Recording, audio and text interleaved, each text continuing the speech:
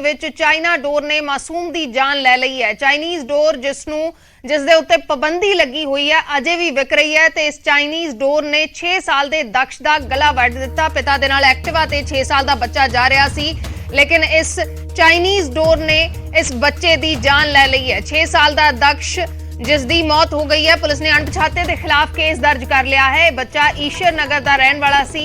Police ने अणपछाते के खिलाफ केस दर्ज कर लिया है। पाबंदी लगी हुई है इस चाइनीज डोर के उत्ते, लेकिन पाबंदी के बावजूद एक खूनी चाइनीज डोर विक रही है, खुलेआम विक रही है। घटना ते पुलिस प्रशासन ते भी सवाल उठते ने।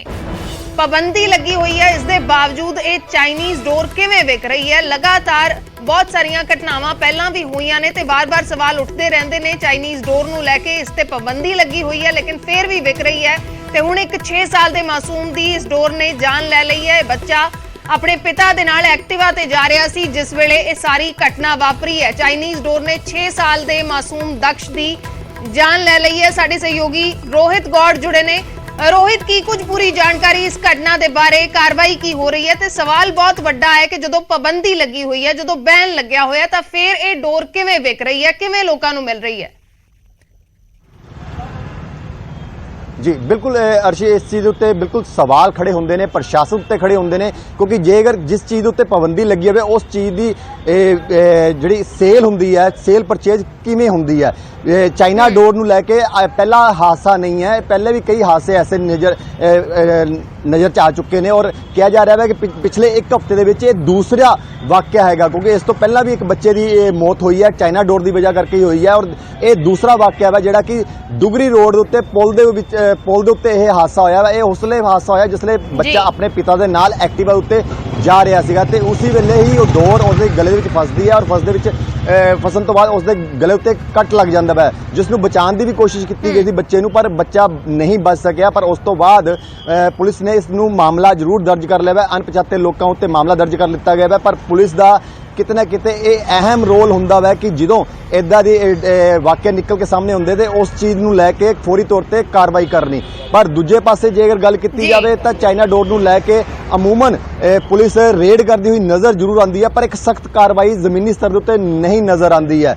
तो इस चीज़ उत्ते भी हुण सवाल खड़े होंदे ने कि चाइना डोर जे अगर बैन कर दी गई है तो वह मार्केट दे विच बिक किस तरीके नाल रही है और जे अगर बिक रही है तो लोग उसनूं इस्तेमाल किस तरीके नाल कर रहे हैं। लोगों के विच भी इस चीज़ नूं लैके अवेयरनेस जरूरी हैगी है, क्योंकि आए दिन इस दे नाल लगातार कई हादसे होंदे ने जिथे लोग इस दे शिकार हो रहे हैं, उत्थे पंछी जिहड़े होंदे ने वो भी किते ना किते उसका शिकार होंदे ने, क्योंकि चाइना डोर दा एक ऐसा कैमिकल ऐसी मटीरियल तैयार की जाती है कि जे अगर वो बिजली तार के उत्ते डिग जाए तो बिजली तार तो थ्रू करंट भी लोगों को लग सकता है। तो इस करके किते ना किते इस चीज़ को समझना पैना है कि चाइना डोर जिहड़ी हैगी है सब तो ज़्यादा नुकसानदायक हैगी है। अर्शी जी बच्चे दे परिवार दा की कुछ कहना है, उन्हां दे नाल गलबात हुई है रोहित?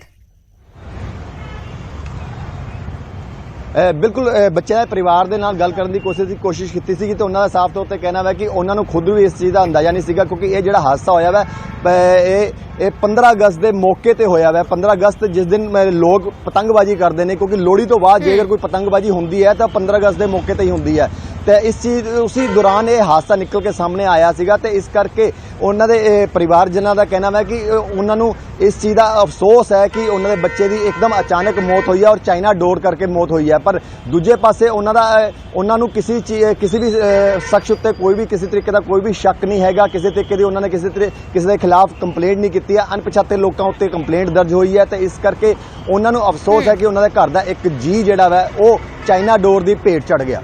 जी अर्शी जी शुक्रिया रोहित पूरी जानकारी दे लई। तां अणपछाते दे खिलाफ मामला दर्ज किया गया है। इस मामले दे विच चाइनीज डोर जिस दे उत्ते पाबंदी लगी हुई है, वड्डा सवाल है कि जे पाबंदी लगी हुई है तां इह विक किवें रही है, क्योंकि दुकानां ते ही विक रही है, उत्थों ही लोग खरीद रहे ने। पाबंदी लगी है, बहुत बार लोकां नूं जागरूक भी इस दे बारे कीता गया है कि खतरनाक हुंदी है चाइनीज डोर, लेकिन फिर भी इसका इस्तेमाल नहीं रुक रहा, फिर भी दुकानां ते विक भी रही है, लोग खरीद भी रहे हैं। 15 अगस्त के मौके आज़ादी दिहाड़े के मौके पतंगबाजी करते हुए एक घटना वापरी है, बहुत ही दुखदाई घटना। 6 साल के मासूम का गला कटिया गया है। ਬੱਚਾ ਜਿਹੜਾ ਆਪਣੇ ਪਿਤਾ ਦੇ ਨਾਲ ਐਕਟਿਵਾ ਤੇ ਜਾ ਰਿਹਾ ਸੀ। ਇਹ ਵੀ ਨਹੀਂ ਕਿ ਉਹ ਖੁਦ ਪਤੰਗ ਉਡਾ ਰਿਹਾ ਸੀ ਜਾਂ ਉਸ ਕਿਸਮ ਦੀ ਕੋਈ ਘਟਨਾ ਹੋਈ ਹੋਵੇ। ਮਾਸੂਮ ਬੱਚਾ ਆਪਣੇ ਪਿਤਾ ਦੇ ਨਾਲ ਐਕਟਿਵਾ ਤੇ ਜਾ ਰਿਹਾ ਸੀ ਜਿਸ ਵੇਲੇ ਇਸ ਚਾਈਨੀਜ਼ ਡੋਰ ਦੇ ਕਰਕੇ ਉਸ ਦਾ ਗਲਾ ਵੱਢਿਆ ਗਿਆ। ਬੱਚੇ ਨੂੰ ਬਚਾਉਣ ਦੀ ਕੋਸ਼ਿਸ਼ ਕੀਤੀ ਗਈ ਲੇਕਿਨ ਬੱਚਾ ਨਹੀਂ ਬਚ ਪਾਇਆ। 6 ਸਾਲ ਦਾ ਮਾਸੂਮ ਦਕਸ਼ ਜੋ ਇਸ ਚਾਈਨੀਜ਼ ਡੋਰ ਦੀ ਭੇਟ ਚੜ ਗਿਆ ਹੈ। ਲਗਾਤਾਰ ਇਸ ਨੂੰ ਲੈ ਕੇ ਜਾਗਰੂਕ ਵੀ ਲੋਕਾਂ ਨੂੰ ਕੀਤਾ ਜਾਂਦਾ ਹੈ ਲੇਕਿਨ ਫਿਰ ਵੀ ਪਾਬੰਦੀਆਂ ਦੇ ਬਾਵਜੂਦ ਇਹ ਡੋਰ ਵਿਕ ਰਹੀ ਹੈ ਤੇ ਖਰੀਦੀ ਵੀ ਜਾ ਰਹੀ ਹੈ।